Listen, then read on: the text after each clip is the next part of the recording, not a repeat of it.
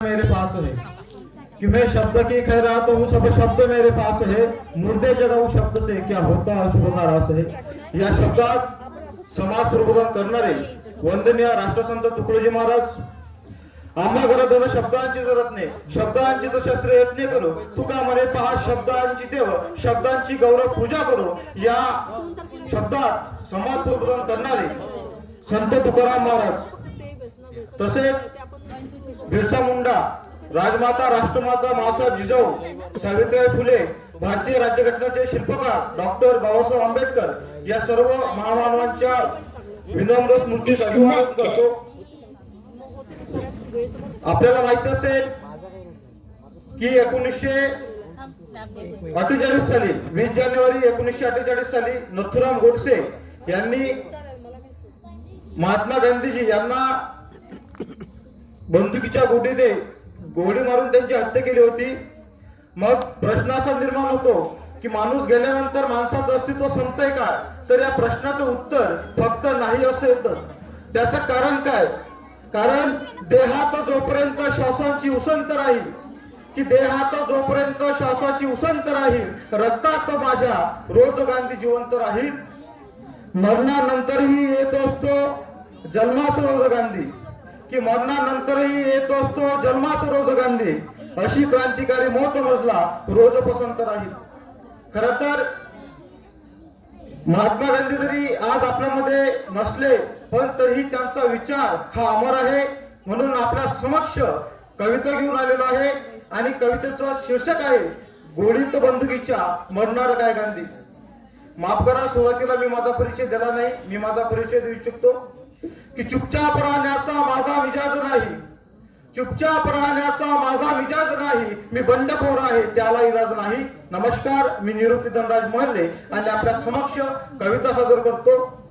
गोळीत बंदुकीच्या मरणार काय गांधी की गोळीत बंदुकीच्या मरणार काय गांधी सरणात ठेवल्याने जळणार काय गांधी की गोळीत बंदुकीच्या मरणार काय गांधी सरणात ठेवल्याने जळणार काय गांधी मातीत दाबले तर उगवेल ते नव्याने की मातीत दाबले तर उगवेल ते नव्याने सांग आता गडेवर फुरणार काय गांधी।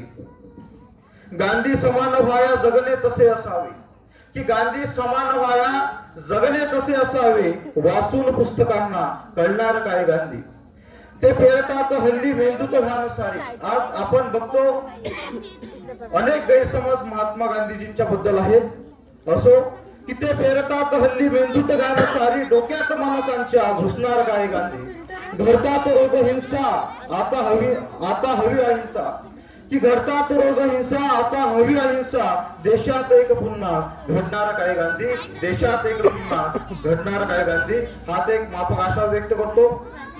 तसेच कालपासून आपल्या ग्रामीण शिबिराची सुरुवात झाली आणि कालपासूनचा जो आमचा अनुभव राहिलेला आहे खरंच आपल्या सर्व गावकऱ्यांचं कौतुक जेवढं केलं तेवढं खरंच कमी आहे। कारण आपला जो प्रतिसाद आहे आणि आपल्या सर्वांमधला जो साधेपण आहे खरंच कौतुकास्पद आहे। म्हणून आजच्या या तुम्ही ज्या अपेक्षा ठेवून आलेल्या आहेत तर आम्ही त्या तुमच्या अपेक्षा नक्कीच पूर्ण करू। काहीतरी तुम्हाला एक वेगळं काहीतरी घरी न्यायसाठी आम्ही आज तुम्हाला एक विचार देऊ। तर आजच्या या वातावरणाला आणखी आपण मनमोहक करण्याचा प्रयत्न करू। कृपया लहान मुलांनी शांतता राखावी अशी त्यांना नम्र विनंती। अंधाराच्या छाताडावर अंधाराच्या छाताडावर ठिणग्या पेरीत जावे आयुष्याच्या संध्याकाळी नभासारखे व्हावे आयुष्याच्या संध्याकाळी दिव्यासारखे व्हावे नव्या युगाच्या नव्या दमाच्या लाटा सोबत घ्याव्या संघर्षाच्या पुन्हा मशाली त्यांच्या हाती द्याव्या नव्या युगाच्या नव्या दमाच्या लाटा सोबत घ्याव्या संघर्षाच्या पुन्हा मशाली त्यांच्या हाती द्याव्या रस्ता संपत आला तरीही रस्ता संपत आला तरीही पुन्हा प्रेरक व्हावे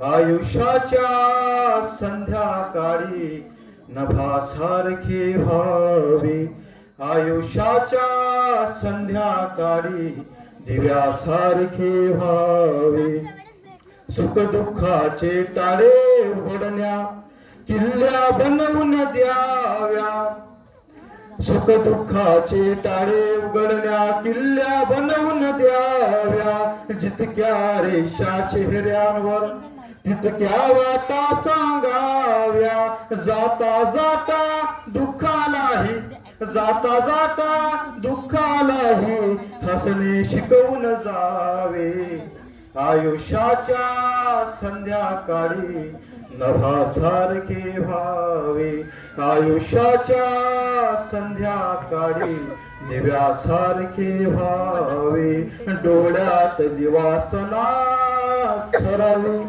ममता जन्मायावी, डोळ्यातील वासना सरावी, ममता जन्मायावी, ही सृष्टी लेख दिसावी, दृष्टीत की निर्मळ व्हावी, उतार येताना बापाचे काळीज कमवावे, आयुष्याच्या संध्याकाळी नभासारखे व्हावे, आयुष्याच्या संध्याकाळी दिव्यासारखे व्हावे.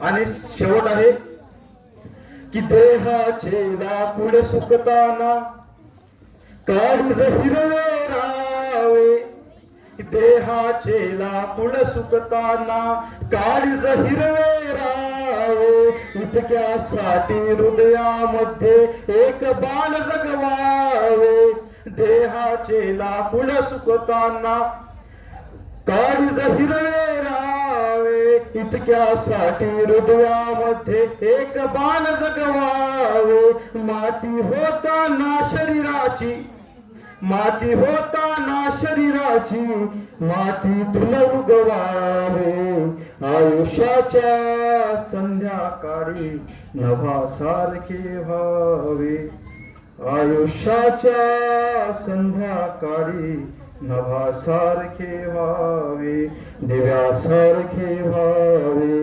नभासारखे व्हावे. मनपूर्वक धन्यवाद.